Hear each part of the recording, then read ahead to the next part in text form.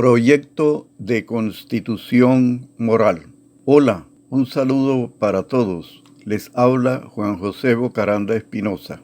Sirven mejor a la humanidad quienes, por acertar una vez, aceptan los inconvenientes de equivocarse mil, dice José Ingenieros. En virtud de esto me atrevo a presentar a consideración de todas las personas de buena voluntad un proyecto de constitución moral. La exposición constará de dos partes. Primero, observaciones introductorias. Después, presentación del texto del proyecto. Primera parte. En el proyecto me limitaré a las bases primordiales de la Constitución moral, sin tocar los restantes aspectos de la estructura de una Constitución, como lo serían los principios fundamentales, los derechos humanos, las garantías, los deberes, los órganos del Estado, etc., aspectos que pertenecen y corresponden a los fines y a la estructura de la constitución jurídica o política,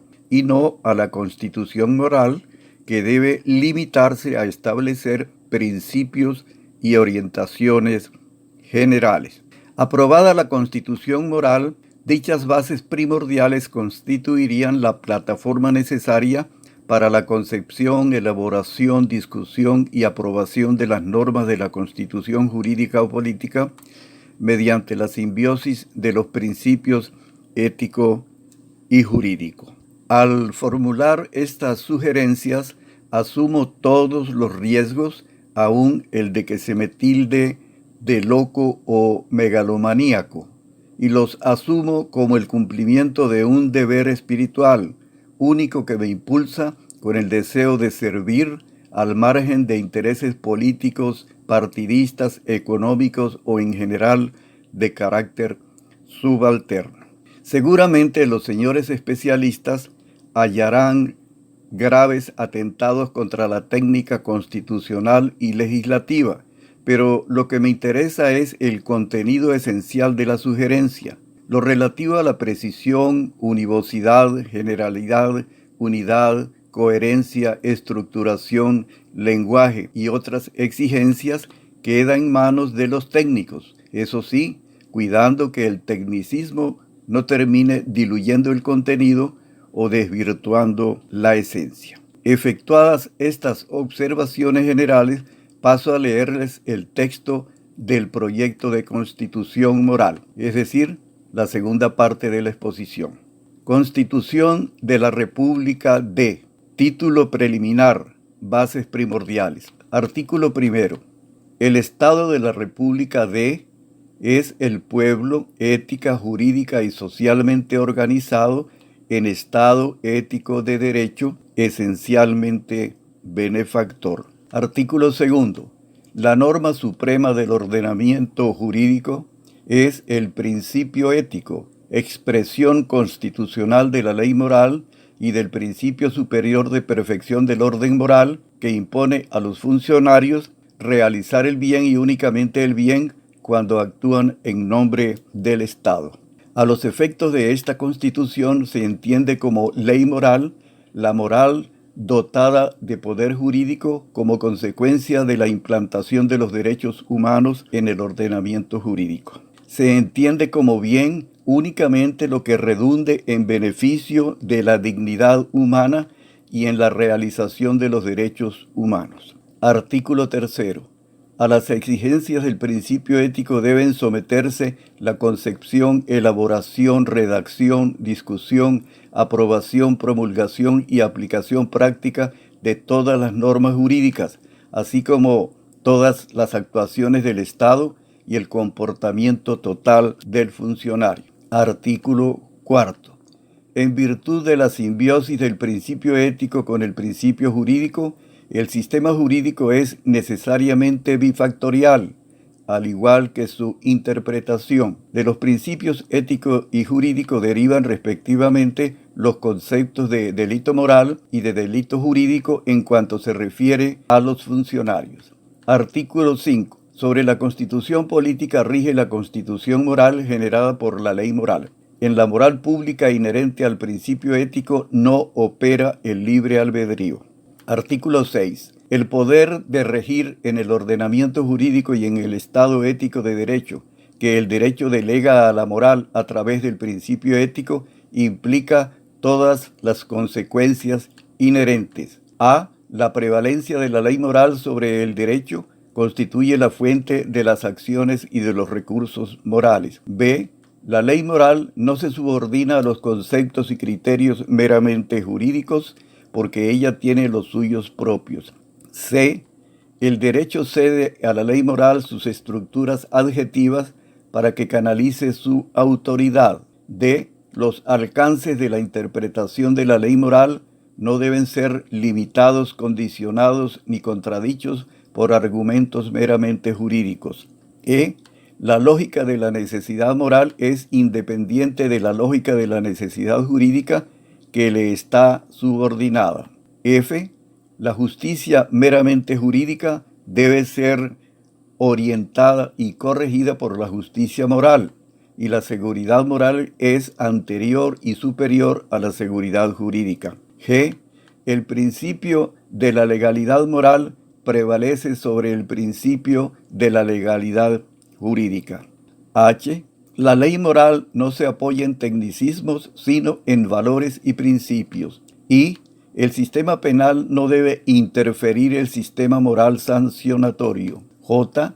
La validez jurídica no implica por sí sola la validez moral de las actuaciones estatales y la validez moral no prejuzga de la jurídica. K. La ley moral es la Constitución Suprema de la Nación y sobre ella descansan la soberanía popular y la Constitución política. L. En el Estado ético de derecho funcionan sin interferencias la res juridice judicata y la res moraliter judicata. L. Para el ejercicio de las acciones y de los recursos morales, la soberanía popular halla en el principio ético el fundamento de su titularidad y en el patrimonio moral de la nación el motivo para actuar. M. La raíz finalista de todas las instituciones del Estado es la dignidad humana. El recurso jurídico supremo es la ley moral por vía del principio jurídico. La ley moral ordena abstenerse de sobreponer al tratamiento ético el tratamiento puramente jurídico o político de los asuntos del Estado. El debido proceso es anterior y superior al debido proceso jurídico. El contenido jurídico debe prevalecer sobre la forma jurídica y la ley moral sobre ambos. La ley moral impone en el sistema jurídico del Estado ético de derecho parámetros adecuados a la naturaleza y fines del principio ético. Artículo 7. El Estado y los funcionarios quedan sometidos al principio del buen uso del poder, actuando con un criterio de responsabilidad plena bajo las exigencias de la ley jurídica regida por el principio ético. Artículo 8. Los funcionarios quedan sometidos al principio de la buena fe, actuando en nombre del Estado con la intención sana y seria de seguir la línea del bien que traza el principio superior de perfección. Artículo 9. La violación del principio ético determina la inexistencia moral del acto estatal y el enjuiciamiento moral del funcionario que la perpetre, a efectos de lo cual se aplicarán las pautas del procedimiento penal ordinario circunscritas por los principios de ajuste, que son analogía, adecuación y abreviación. Artículo 10. Las acciones y los recursos existentes en las diferentes leyes adjetivas serán aplicadas por los tribunales a los fines del cumplimiento del principio ético conforme a los principios de ajuste señalados en el artículo anterior. Corresponde a la soberanía popular el ejercicio de las acciones dirigidas a que se declare la inexistencia moral de las actuaciones del Estado a cuyos efectos se crean la acción de anticonstitucionalidad por violación grave del principio ético, el recurso contencioso administrativo por causa moral y la acción de amparo constitucional por causa moral. También a que se salvaguarde la legitimidad del poder público mediante la acción de desconocimiento moral, la acción moral conminatoria y la acción de veto moral. A que sea establecida la responsabilidad moral del funcionario mediante la acción de enjuiciamiento moral. También corresponden al ejercicio de la soberanía popular los recursos procesales de orden moral, la apelación por causa moral contra autos o sentencias violatorios del principio ético, el recurso de casación por causa moral contra autos o sentencias violatorios del principio ético, el recurso de revisión moral, los recursos de reclamo o de queja por causa moral y el recurso de abocamiento por causa moral. Artículo 11. La titularidad para el ejercicio de las acciones y de los recursos morales pertenece a todo ciudadano hábil y capaz, quien las interpondrá directamente sin intermediación de órgano público alguno. Artículo 12. En toda sentencia subida en alzada, los tribunales deberán considerar el acatamiento del principio ético por el acuo como asunto de previo pronunciamiento. Artículo 13. El Estado, atendiendo al principio de reciprocidad, fundará sus relaciones con los demás Estados sobre la ley moral de cooperación en función de la dignidad humana y de las naciones. Artículo 14. Para ejercer cargos de elección popular se requiere constancia de solvencia moral expedida por el órgano competente conforme a los principios de rectitud, veracidad, justicia, objetividad e imparcialidad. Artículo 15. Las organizaciones democráticas de ciudadanos tienen el poder y el deber de participar con voz y voto en el debate relativo a la evaluación moral del candidato o aspirante a ocupar cargos públicos en el nivel de altos funcionarios. Artículo 16. El funcionario declarado culpable en el proceso de enjuiciamiento moral por violación grave del principio ético será sancionado con destitución y descalificación ad perpetuum para ocupar cargos públicos y participar en actividades políticas. Perderá igualmente los derechos y beneficios que le hubieran podido corresponder, todo ello sin perjuicio e independientemente del enjuiciamiento penal a que hubiere lugar. Artículo 17. Los tribunales competentes declararán la inexistencia moral de los contratos celebrados por la República cuando hubiere sido violado gravemente el principio ético por los funcionarios que participaron en la realización de aquellos. Artículo 18. En ningún caso o circunstancia los miembros de los órganos legislativos gozarán de inmunidad moral en el ejercicio de sus funciones con ocasión de ello.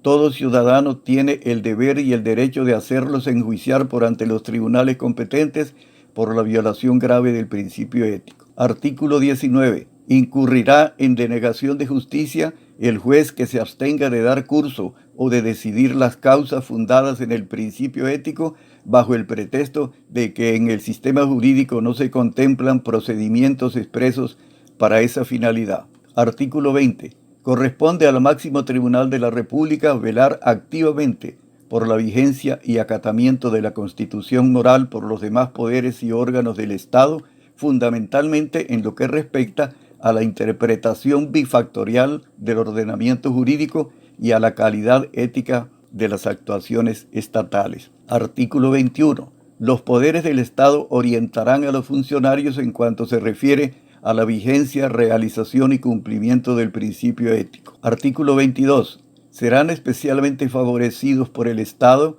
las organizaciones no gubernamentales que tengan por objeto la realización del poder moral en atención a la vigencia del principio ético. Artículo 23.